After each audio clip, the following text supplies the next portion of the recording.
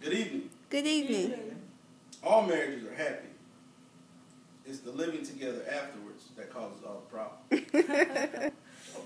Marriage today is in a disarray. People are staying together longer as cohabitants rather than husband and wife. Marriage is a covenant, not just a contract. The world in which we live has been riddled by divorce, so I intend to show you how by using the biblical definition, we can have a successful and lasting marriage. Marriage was not man-made, but yet was designed by God to be a lasting covenant between two people. But society has made marriage into a contract which can be broken if one person isn't happy. The rate of divorce in America is higher than it's ever been, but it's also high in cohabitation in the church as well as divorces in the church. By taking this information and applying it to your life, you can live a fulfilling life with your wife or husband as planned by God and live one where divorce is not an option. I myself have been married and divorced.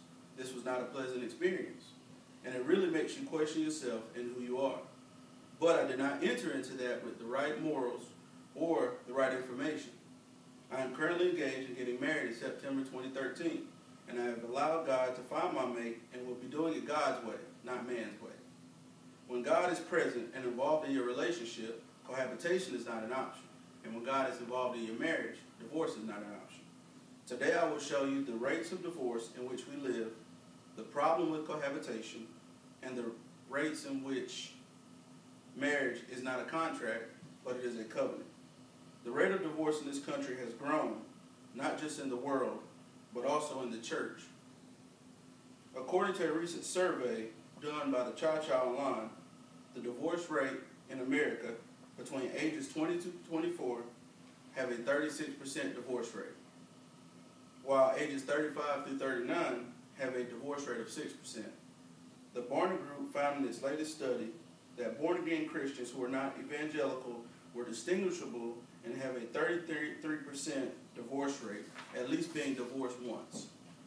The good news for couples who do regularly attend church and pray together is that the study shows that many people who seriously practice traditional religions such as Christianity do not get divorced as often. This was a study that was done by the crosswalkcorporation.com. Cohabitation was not God's design to marriage. It was meant to be more than just living together. It was meant to be done as to become one. Corinthians 1 tells us that because of temptation to sexual immorality, each man should have his own wife, and each husband should have his own. Each man should have his own wife, and each woman should have her own husband. This clearly tells us that every man should have a wife, not just a live-in girlfriend or just a steady companion. Genesis 2:24 tells us, therefore a man shall leave his wife and his mother and hold fast to her, and they shall become one flesh.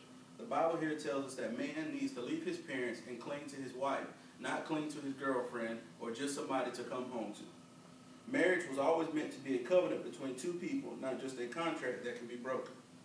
A covenant, on the other hand, says Dr. Peter DeSoe, unconditional giving of oneself and unconditional accepting of another. Chip Ingram, a pastor at a local church, says that marriage is God's idea. In fact, he designed it, he is the designer, and knows exactly what marriage needs in order for them to thrive. His ultimate goal, marriage, is for husbands and wives to be oneness and express relationship. I have included here some handouts just to show you for informative purposes.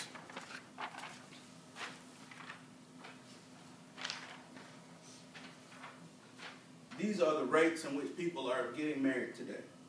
So in conclusion, just simply being cohabitants was not the way God intended for people to live. Marriage should be viewed as a covenant, not just a contract. And as long as marriage is a covenant, not just a contract, divorce is not an option.